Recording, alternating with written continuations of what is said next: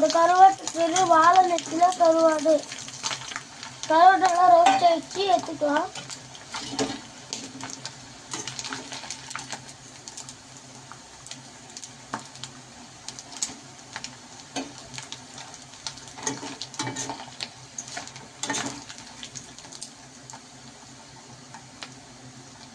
கருவாட்டு பொரிச்ச எண்ணெயை இதில் ஊற்றிட்டோம்.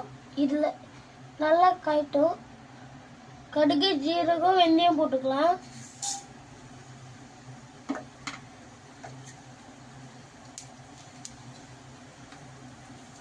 சோம்பு போட்டுக்கலாம்.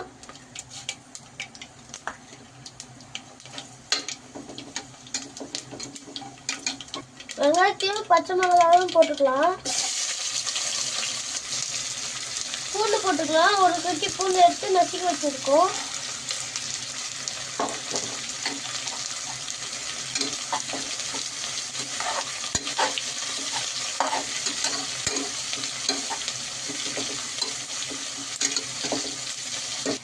கருவேப்பிலை போட்டுக்கலாம்.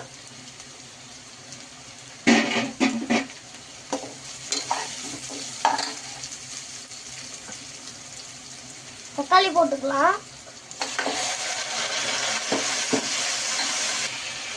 ஒரு கேஜி அரிசிக்கு 3 வெங்காயம் போட்டிருக்கோம், 5 தக்காளி போட்டிருக்கோம்.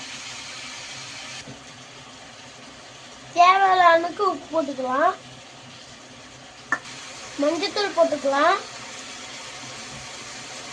நல்லா கிரேவியாட்டம் வதங்கட்டும். தக்காளி நல்லா தொக்காயிடுச்சு. இப்போ தனியாத்தூள் போட்டுக்கலாம்.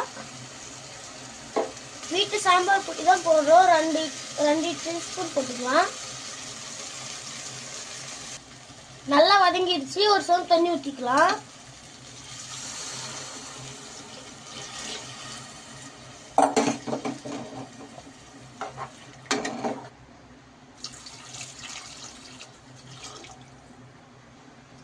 எலுமிச்சம்பழம் சைஸ்ல புளி எடுத்து கரைச்சி வச்சிருக்கோம். இப்போ ஊற்றிக்கலாம்.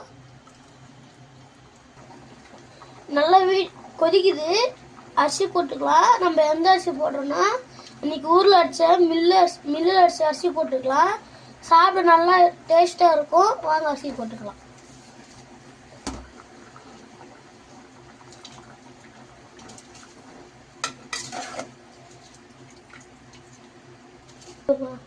அரிசி போட்டாச்சு. இப்போ உப்பு கம்மியாக இருக்கு, உப்பு போட்டுக்கலாம். நல்லா கொதிக்குது. இப்போ கருவாட்டை போட்டுக்கலாம். இது வந்து எண்ணெயில பொரிச்சு வச்சிருந்தோமா அந்த கருவாடு.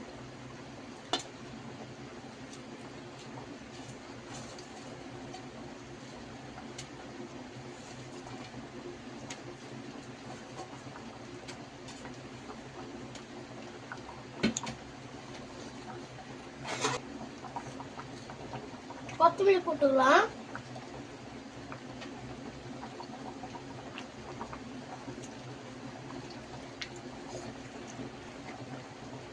இது சொன்னேன். கிண்டி விட்டு மூடிக்கலாம். அப்ப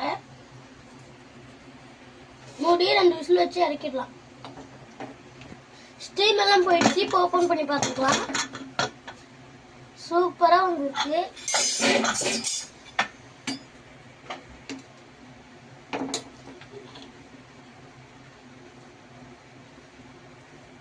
கலர்ஃபுல்லா சும்மா பொலன்னு அழகா இப்போ இருந்திருக்கு பாருங்க. கலர்ஃபுல்லா.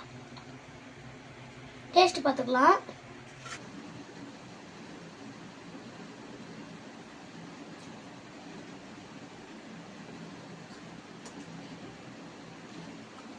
சூப்பரா இருக்குங்க. பிடிச்சிருந்தா லைக் பண்ணுங்க, ஷேர் பண்ணுங்க, கமெண்ட் பண்ணுங்க, சப்ஸ்கிரைப் பண்ணுங்க. Thank you friends.